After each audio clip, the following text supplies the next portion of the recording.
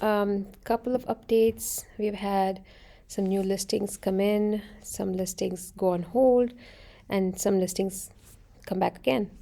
We are going to look at the market real quick. Going to look at what's been on the market, days on market. We have just 4 coming soons. That's not a lot, but let's look at the pricing. Okay, all in the 700s ish. That's a good sign. So around the same amount of square footage. Let's look at it. It's in Saugus, Canyon Country, Valencia. And interestingly, the Canyon Country one has the highest price per square footage. Let's look at this one real quick. I wonder if it is got any upgrades. It says remodel kitchen and bath, so we'll see how that looks. Maybe the next time I do this, we'll look at it. Meanwhile, let's look at the one in Valencia, if they have any pictures. Sometimes they just put the one, but this one has more. Okay, first glance, very clean. It's got carpets. I don't think this one has any upgrades. I'm going to zoom.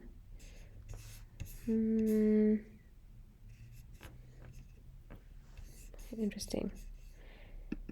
Not a lot of upgrades, but still very clean and probably move-in ready. Let's see, professional photos are being done this week. Okay. It's 1429 32 off of Wiley Canyon, very close to where I live, and the price point, it's pretty good. Homes are like closer to 600 about 2 months ago. When the interest rate shot up all of a sudden into the high 7s and 8s, the price point, the price per square foot immediately gets affected, right?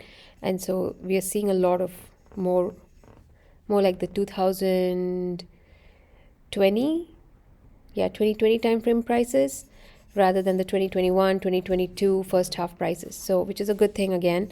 The market's adjusting, it always does. Let's look real quick at all the homes once again and see how many reduction in prices they've been. Going back to page 8, there's been a few. There's a lot of price reductions. These have been on the market for a little bit of time. See, 2 to almost 3 months.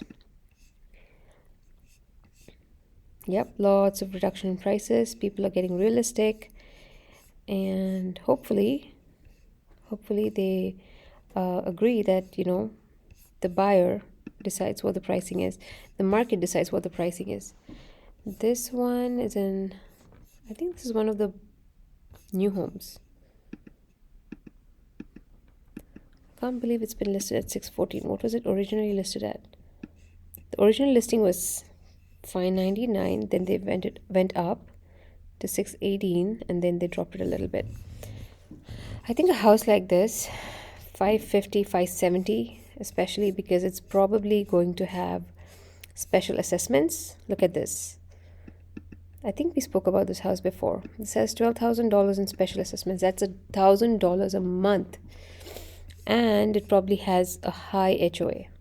So for a house like this, to expect people to pay this much at the current interest rates, I don't think that's fair. So that's just my personal opinion though. But again, a buyer that can afford it will probably go for it. Those are the new builds. Let's see, going to page 2 to see if there's any price reductions. Yep, there it's starting. And this one went up, huh? Frost Court. Let's look at this one. This one is a good big size lot. And oh, okay. This is like a special home, I think. And I think the pricing is a little on the high side. That's too much. I don't think there's any comps in that area that's gone up. It was listed at $899. They went up $900. I'm not sure why, but I don't think the pricing is going to help this house a lot. So let's look at the history on this property to see if it's been listed before. Yep. Okay. So there's a lot of changes. It was listed in 2020 at 829, right? They dropped it, and then they increased it again, and then they listed it, and then they canceled it again, listed it, increased the price, canceled, listed it, and increased the price. So let's see. Yep. Or rather, they listed it, increased the price, then from here they reduce the price, then they listed here, increase the price, reduce the price, and then increase the price. I am not sure how, if this house is going to sell for this price, because honestly we don't have comps. Maybe at 800 it might sell, but in 07 it sold for this much, and this was at the peak of the market time. So I think if this house is listed at say 750 to 800, this home is going to get a lot more eyes on it. It's a very specific home. It's got lots of special upgrades to it. Let's look at it. Wait, this is not the house. Did I move over a little bit? Sorry about that. This was in Castaic. Yeah, this house. It's got a little tree house kind of thing. That's a lot of customization all over.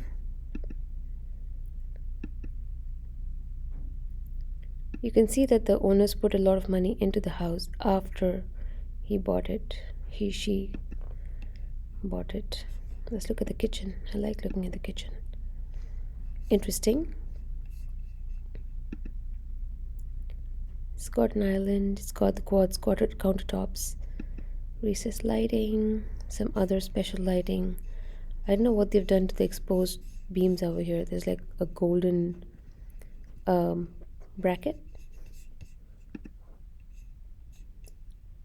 Interesting. Again, it's nice to look into people's homes and see how different their taste is. They've got a lot of good things in their home. So anyway, this home, however, I think it's overpriced. I don't think it's going to go for this much. I'll be really surprised if it does sell for this much in this market right now. Okay, agent one line display. Let's go back to the MLS, see what else we're seeing. There's 1, 2, 3 reduction in prices, then more, and like we said, as the number of days on the market increases, the number of price reductions goes up. Again, this one, I think it's one of those new constructions. I'm just gonna think maybe it is, maybe I'm wrong. How much was it listed at? It was listed at $899,999, and they just went up a whole 100,000.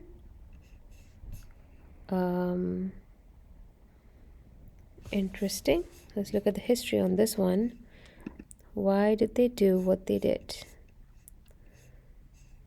So 2022 pending, sold. Okay, it was listed at 949. It was listed this much, went up to this much, and then went up again. I wonder if they did any upgrades. It went into hold, so that's interesting. Let's see. Listing. Maybe they just did things inside the house to increase the value. The problem here, or rather the challenge here, I think, is that there's hills. So this home will probably have insurance issues. If it's a fire zone or anything like that, then the insurance is going to be crazy. And I see so many hills up here. Unless these are like maintained by the HOA, that these guys are going to be hit by the insurance, whoever the new buyer is, right? It's a pretty house. Um, not, I'm seeing a lot of really badly taken pictures. I'm sorry about that. Um, yep, someone's just taken the pictures with their phone. This home has new flooring, but see, again, this is a pet peeve. If it's a home listed at 999, almost a million, at least do justice to it by taking good pictures, right? If you don't do, the HO is pretty low, it's a good sign. What else do they have? Yeah, I'm not going to talk about who the listing agent is or anything, but it's been on the market 61 days. The price has been increased. This house is not selling. So at least put the money in, take good pictures of the property. You want people to at least look at the pictures and fall in love with the home. Maybe not look at the price, but at least the pictures. So it's pretty close to the Placerita Canyon Nature Center, which is nice. But it's again one of those places which is, I'm sure, in the fire zone, honestly. So you would definitely have to take a look at the insurance, see if the buyer qualifies with the insurance, because insurance could be anywhere between, I don't know, $2,000 to $10,000, depending on location, size of home, fire zone, all of that. So that's another tip. If you're taking your buyers out shopping and it looks like your clients like a house, one of the first things you should do is talk to your insurance partner and see, can this home be insured? Number one, if it is insured, if it can be insured, what's the amount that they have to pay for it? Are there any claims on this house? These are things that we learn as we go about our business, working with different people, working in different homes, and we see homes that have 3-4 claims on it. Those homes, the insurance goes up really high. And then there's homes that are in fire zones where a lot of insurance companies, first of all, don't insure it. So the only option is a fair plan option, right? So we have to work with the fair plan option and then get a wraparound policy. So again, as agents, for us, what we need to do and what we do on our team is that we talk to our different vendor partners. We talk to the insurance people. We talk to the homeowners, home warranty people, and see what we can do for our clients ahead of time. Because once they fall in love with the house, once they get into escrow, we don't want them to be disappointed. We don't want them to have to, then decide they cannot buy this house because of something we could have checked up front. Because they're already putting money into inspections, right? They're pouring money into getting all the detailed inspections done. And as they get all of this done, they start falling in love with the house more and more. They get connected to the house more. So from our side as agents, keeping emotions out of the picture, it's very important, I think, to focus on, like I said, is this house something your clients can really afford? Have that conversation with them up front and take it from there. Ciao.